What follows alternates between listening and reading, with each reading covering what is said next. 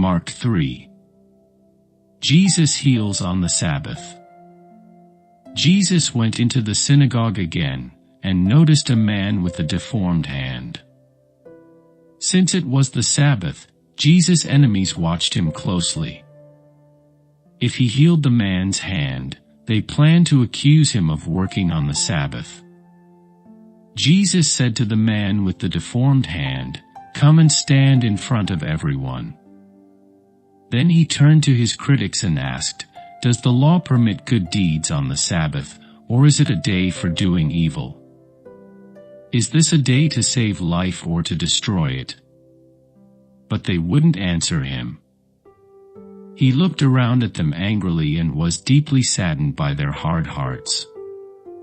Then he said to the man, "Hold out your hand." So the man held out his hand, and it was restored.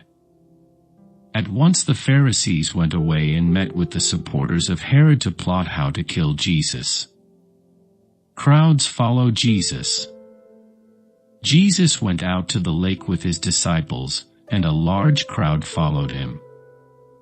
They came from all over Galilee, Judea, Jerusalem, Idumea, from east of the Jordan River, and even from as far north as Tyre and Sidon. The news about his miracles had spread far and wide, and vast numbers of people came to see him. Jesus instructed his disciples to have a boat ready so the crowd would not crush him.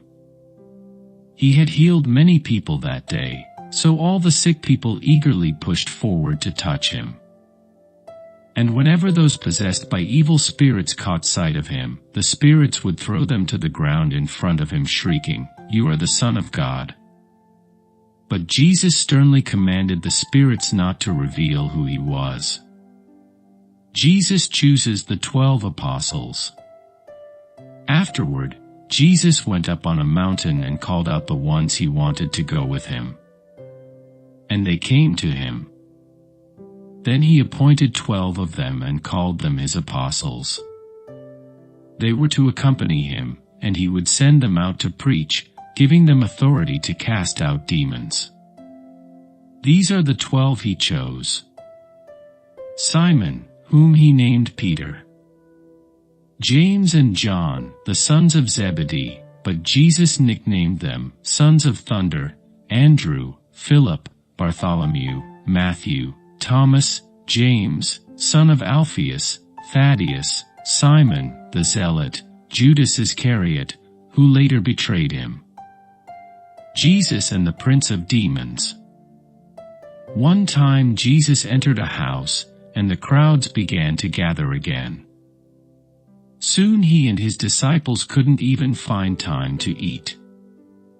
When his family heard what was happening, they tried to take him away. "He's out of his mind," they said. But the teachers of religious law who had arrived from Jerusalem said, "He's possessed by Satan, the prince of demons.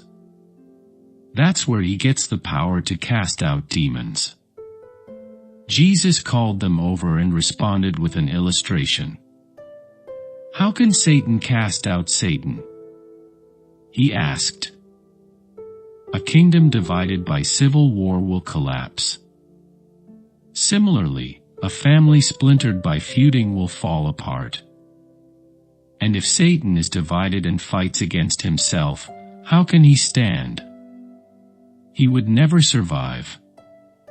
Let me illustrate this further. Who is powerful enough to enter the house of a strong man and plunder his goods? Only someone even stronger, someone who could tie him up and then plunder his house. I tell you the truth, all sin and blasphemy can be forgiven, but anyone who blasphemes the Holy Spirit will never be forgiven. This is a sin with eternal consequences." He told them this because they were saying, "He's possessed by an evil spirit." The true family of Jesus. Then Jesus' mother and brothers came to see him. They stood outside and sent word for him to come out and talk with them. There was a crowd sitting around Jesus, and someone said, your mother and your brothers are outside asking for you." Jesus replied, "Who is my mother? Who are my brothers?"